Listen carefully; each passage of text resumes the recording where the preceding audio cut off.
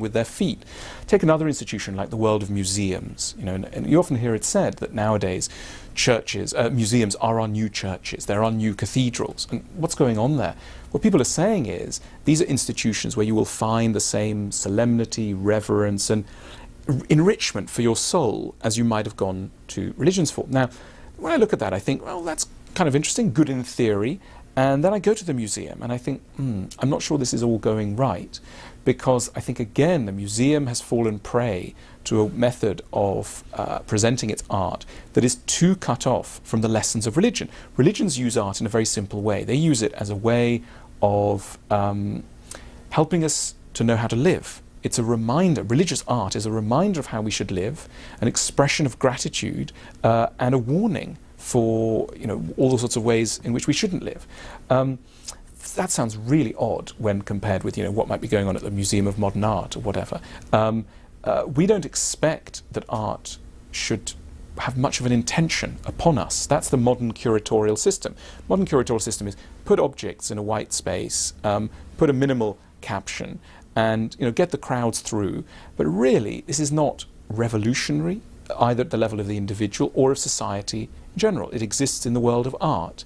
And so writing my book, I was struck by the way in which religions as institutions use art in far more adventurous, provocative ways.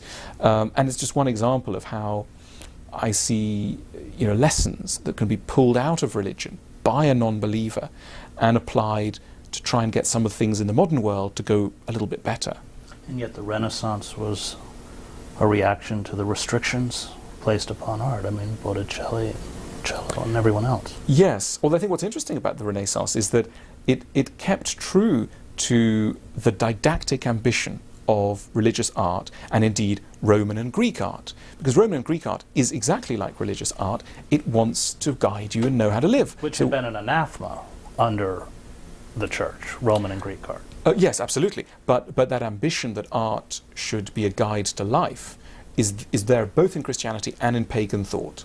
And it only disappears in the 19th century under that rather unhelpful idea that art should be for art's sake, and the idea that the artist is a lone figure who creates works that are ambiguous, and so that the dominant feeling you get leaving the museum is, what did that mean? And the catalogue seems like it was translated badly from the German.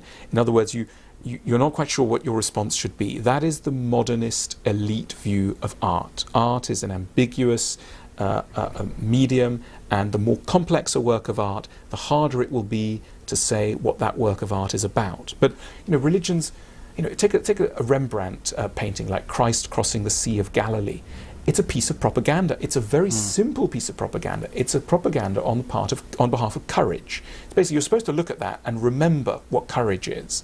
And it's very complex as a work of art in terms of its technical, formal qualities, but it's very simple at the level of its moral.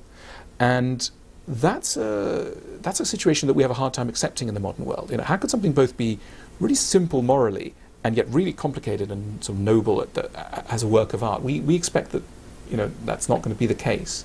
Although secular artists did it, Picasso with Guernica, Goya. Yep. Yes, I mean, absolutely. You see some artists, and the greatest artists, I think, absolutely have that. I think the problem, weirdly, is not the artists. It's the system in which they operate. Mark Rothko, take Mark Rothko. Fascinating artist, very didactic impulses. I remember going to see Rothko's paintings at the Tate Gallery in London as a teenager, thinking, I wonder what this is about, I wonder what it's for. I can sense a mood and it's kind of powerful, but I looked at the caption and it just said, Mark Rothko, American abstract expressionist, born in, died in. I didn't really know what it was all about. Read some books on him, didn't really get a sense. And then years later, I read an interview with him. The interviewer said to him, what are you trying to do with your art? And he said, I want my art to be a place where the sadness that is common to all of us can find a refuge and a focus. I thought, wow, that's pretty simple. You could write that on a postcard. Do I ever see that on the museum caption? No, I mean, it's anything but. And you find that with a lot of artists. If you said to Picasso, what are you doing with Guernica? He would say, I'm trying to stop war. Right. I'm trying to get people to be nice to each other. But when you go to the Picasso Museum, is that ever stated? No, Picasso was influenced by this and the influence. So in other words, that very simple didactic ambition of the artist has been drained out of it by the curatorial system. So I say that the museum world does to visible culture what the academic world does to written culture, which is namely drain it of its revolutionary, therapeutic, didactic possibilities. I couldn't agree more. I would have to add that that's what religious institutions do to religion.